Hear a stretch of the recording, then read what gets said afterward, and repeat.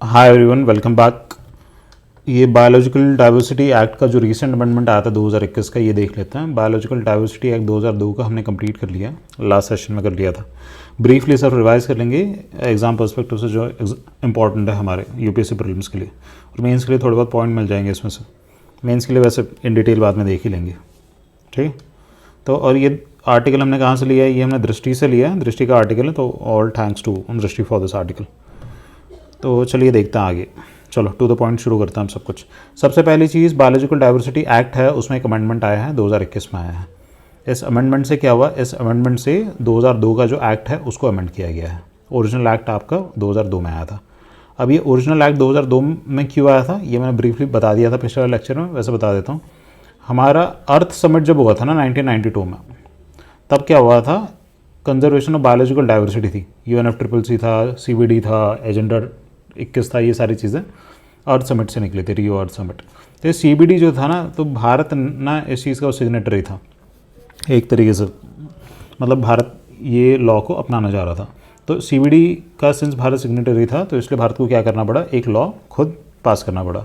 तो ये लॉ भारत ने 2002 में पास किया, ठीक है। तो वो ओरिजिनल वाला था। अब उसमें कुछ चेंज किया तो 2021 में उसका अमेंडमेंट वाला बिल आया, ठीक है। CBD जो था, CBD किस चीज़ पे फोकस कर रहा था? CBD फोकस करता था आपका बायोलॉजिकल डाइवर्सिटी पे और बायोलॉजिकल रिसोर्सेज पे, ये दो चीज़ें, ठीक है, इनके एक्सेस और रेगुलेशन पे। तो हमारा जो BDA जो बनाया वो भी इसी चीज़ पे फोकस करेगा, क्योंकि it was made on the lines of CBD। आगे देखता हैं, जो आपका बायोलॉजिकल डाइवर्सिटी एक्ट हुआ उसके अंदर क्या हुआ था? 2002 वाला जो था, उसके अंदर आपकी एक 3 टियर की बॉडी बनी थी, ठीक है। नेशनल लेवल पे आपका NBA था, national biodiversity authority. State level पे आपका स्टेट बायोडाइवर्सिटी बोर्ड था, और लोकल लेवल पे आपके बायोडाइवर्सिटी मैनेजमेंट कमेटीज़ थी, जिस पर लोकल मेंबर्स इन्वॉल्व होते थे, ठीक है। ये पीपल्स रजिस्टर मेंटेन करता था। ये मैंने पिछले सेशन में बता दिया इन डिटेल, वहाँ से देख लेना, यहाँ से रेफरेंस ही बता रहा हूँ। तो आगे देखो, अब की अमेंडमेंट्स क्या है, ये जो बिल आया 2021 का, तो ये रिलेटिव कंपैरिजन से हम देख लेते हैं। इस बिल का सार ये है ना, इसने ना काफ़ी चीज़ों को लिबरलाइज कर दिया है, ठीक है। Liberalise towards the economic gains या फिर कमर्शियल गेम्स, इस तरीके से आप देख सकते हो। तो देखो कैसे, पहले क्या होता था 2002 तक अगर बायोलॉजिकल जो रिसोर्सेज है या फिर उससे एसोसिएटेड नॉलेज है, अगर उसका यूज़ करना है, ठीक है, तो उसके लिए क्या होता था? प्रायर अप्रूवल चाहिए होती थी, जो रेगुलेटरी बॉडी है उसकी। तो फॉर एग्जांपल सेंटर में यहाँ पे NBA है, तो NBA की प्रायर अप्रूवल चाहिए होता था। अभी क्या है? अभी बहुत सारे एक्टिविटीज़ को, ऐसी एक्टिविटीज़ जिसमें बायोलॉजिकल रिसोर्सेज या फिर बायोलॉजिकल नॉलेज इन्वॉल्व है, ऐसी एक्टिविटीज़ को एग्जम्प्ट कर दिया गया है, और प्रायर जो अप्रूवल है अब नहीं चाहिए, सबसे पहली चीज़, ठीक है। रेगुलेटरी बॉडी की प्रायर अप्रूवल नहीं चाहिए। इंटेलेक्चुअल प्रॉपर्टी राइट्स के केस में क्या होता था? पहले अगर आपको IPR अगर फाइल करना है, ठीक है, तो इस प्रोसेस के पहले ही अप्रूवल के, ये मतलब फाइल करने के पहले ही आपको जो नेशनल बायोडाइवर्सिटी अथॉरिटी है जो सेंट्रल लेवल पे, उसका अप्रूवल चाहिए होता था, ठीक है, एक तरीके से परमिशन चाहिए होती थी। अब क्या किया? अब इस चीज़ को ना यहाँ पे डाइल्यूट कर दिया गया। यहाँ पे बोला है कि IPR स्टार्टिंग में फाइल करने के टाइम पे आपको परमिशन नहीं चाहिए, ठीक है, एप्लीकेशन प्रोसेस के टाइम पे नहीं चाहिए, बट लास्ट में, सिर्फ लास्ट में जब IPR आपको ग्रांट हो रहा होगा ना, सिर्फ उसके पहले एक परमिशन चाहिए। तो मतलब क्या है, प्रोसेस में हिंड्रेंस नहीं होगी, ठीक है। तो यहाँ पे भी लिबरलाइज कर दिया, ये देख लिया हमने। आगे क्या, आयुष प्रैक्टिशनर्स की क्या बात की है? आयुष प्रैक्टिशनर्स को अगर ये biological resources, biological knowledge, traditional knowledge, ये सारी चीज़ें अगर यूज़ करनी है, ठीक है, तो इनको एज किसी की परमिशन नहीं चाहिए, यहाँ पे वो आराम से यूज़ कर सकता है, ठीक है। फ्रॉम गिविंग, यहाँ पे क्या है, एग्जाम्पशन लिखा है क्या? कहीं पढ़ लेते हैं। हाँ, एग्जाम्प्ट कर रखा है, प्रायर इंटीमेशन इनको नहीं देना है किसी को, ठीक है, मतलब with in the boundary of law उनको यूज़ करना है, बाकी एज सच किसी एक पर्टिकुलर अथॉरिटी का प्रायर इंटीमेशन नहीं चाहिए, ठीक है। तो यहाँ पे भी लिबरलाइज कर दिया, ये आगे समझ में, आयुष का मेंशन है। आगे क्या, बेनिफिट शेयरिंग, ये क्लॉज था। देखो CBD में भी फंडा था एक्सेस एंड बेनिफिट शेयरिंग वाला।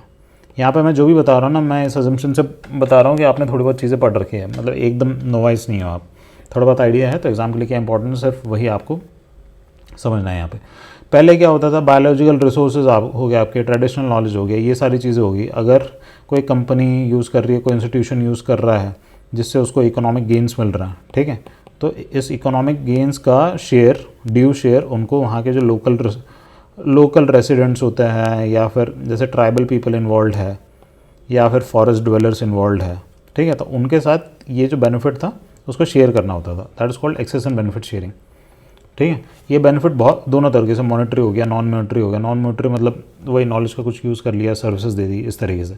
अब क्या है, इस लॉ को ना, इस चीज़ को लिबरलाइज़ कर दिया गया। अब बोला है कि आपको ना आपका एक्सेस बेनिफिट ये सब कुछ भी चीज़ शेयर करने की ज़रूरत नहीं है लोकल लोगों से, अगर आप वहाँ के biological resources, biological knowledge, traditional knowledge etcetera अगर आप यूज़ कर रहे हो तो, ठीक है। तो ये एक तरीके से नेगेटिव तरीके से देखा गया मतलब इन टर्म्स ऑफ, अगर आप लोकल लोगों की बात कर लो या फिर ट्रेडिशनल नॉलेज की बात कर लो या फिर ट्राइबल डेवलपमेंट की बात कर लो, वेलफेयर की बात कर लो, तो उस केस में क्रिमिनल पेनल्टीज़ ये इंपॉर्टेंट है। अब क्या हुआ, पहले ना बहुत सारे जो इसमें एक्ट्स है वो क्रिमिनल पेनल्टीज़ के अंदर आते थे। क्रिमिनल पेनल्टी में क्या होता है, आपका इम्प्रिजनमेंट ये सब हो जाता है, मतलब आप सीधे जेल में चले जाते हो, ठीक है। अब क्या हुआ, ये जितने पहले क्रिमिनल ऑफेंसेस थे ना उनको डीक्रिमिनलाइज कर दिया गया, डीसी लिख देता हूँ यहाँ पर, डीक्रिमिनलाइज कर दिया गया, डीक्रिमिनलाइज कर दिया गया और उन पर अभी सिर्फ फ़ाइन है, ठीक है। इतना याद रखना, फ़ाइन कितना है आपका, 1 लाख से लेके 50 लाख तक, इतना फ़ाइन लगेगा। पहले जेल होती थी, अब जेल नहीं होगी, ठीक है। तो क्रिमिनल पेनल्टी भी नहीं लग रही। तो मोटे मोटे अपने कौन से पॉइंट है, पहला है अपना ये आप अगर नॉलेज रिसोर्सेज यूज़ कर रहे हो तो एग्जाम्शन, किसी की वो इंटीमेशन वगैरह नहीं चाहिए, अप्रूवल नहीं चाहिए। IPR के केस में इन द प्रोसेस आपको NBA का अप्रूवल नहीं चाहिए। आयुष वाले यूज़ कर सकते हैं, इनको किसी की प्रायर परमिशन नहीं चाहिए। बेनिफिट शेयरिंग का क्लॉज हमने देखा, बेनिफिट शेयरिंग का क्लॉज रिमूव कर दिया गया। आगे क्या है, फिर क्रिमिनलाइजेशन ऑफ ऑफेंसेज है ना, तो उनको डीक्रिमिनलाइज कर दिया गया, ठीक है। इतना याद हो गया। आगे क्या कह रहा है, what are the concerns related. अब ये एसएस प्रीलिम्स के लिए इंपॉर्टेंट नहीं है, मेंस के लिए हेडिंग देख लेता हूँ। फेवरिंग इंडस्ट्री और कंजर्वेटिज्म, ठीक है, अंडरस्टूड है। आगे देख लेते हैं, डीक्रिमिनलाइजेशन ऑफ वायलेशंस, ये भी हमने देख लिया, ठीक है। तो this is kind of liberalisation of the strict laws that were existing earlier, ठीक है। तो लोग फाइन देके छूट जाएंगे। आगे क्या, एग्जम्पशन फॉर डोमेस्टिक कंपनीज, क्या कह रहा है ये देख लेता हूँ। Only foreign control companies would need to seek permission for using biodiversity resources, ठीक है। This could potentially create loopholes for domestic companies. अगर फॉरेन की कंपनीज है तो उनको क्या चाहिए होगा, इनको परमिशन चाहिए होगी। अगर ये लोकल बायोलॉजिकल रिसोर्सेज अगर यूज़ करना चाह रहे हैं, अगर स्टेट की कंपनीज होगी तो उनको ऐसे अप्रूवल नहीं चाहिए। तो this creates a kind of disparity between these companies. Limited benefit sharing, ये हमने देख लिया, ये तो क्लॉज ही हटा दिया। आगे इग्नोरिंग कंजर्वेशन इशूज़, ठीक है। BDA ओवरऑल कंजर्वेशन की बात कर रहा था, आप इसी को आप डाइल्यूट कर दोगे तो कैसे चलेगा। वे फॉर आउट कुछ दे रखा है, अगर पढ़ने की इच्छा हो तो पढ़ लेना, ऐसे अभी के लिए इंपॉर्टेंट नहीं है एग्जाम के लिए। तो ये था BDA का अमेंडमेंट, ये भी हमने देख लिया।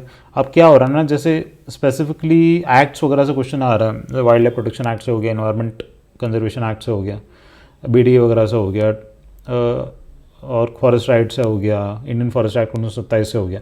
तो ये एक्ट्स अगर आपने ठीक से पढ़ रखे हो ना, थोड़े बहुत ठीक से, मतलब जो सिर्फ इंपॉर्टेंट प्रोविजन है वो पढ़ रखे हो, और जो रीसेंट डेवलपमेंट्स वगैरह हुए हैं अगर वो पढ़ रखे हैं, तो क्वेश्चंस एग्जाम में हो जाएंगे। अगर आपका कंटेक्स्ट क्लियर है ना, ये वाली थ्योरी क्लियर है, तो क्वेश्चंस बन जाते हैं। तो चलिए एंड करते हैं इस वाली वीडियो को, मिलते हैं अब नेक्स्ट वाला जब एक्ट बनाएंगे तब मिलेंगे।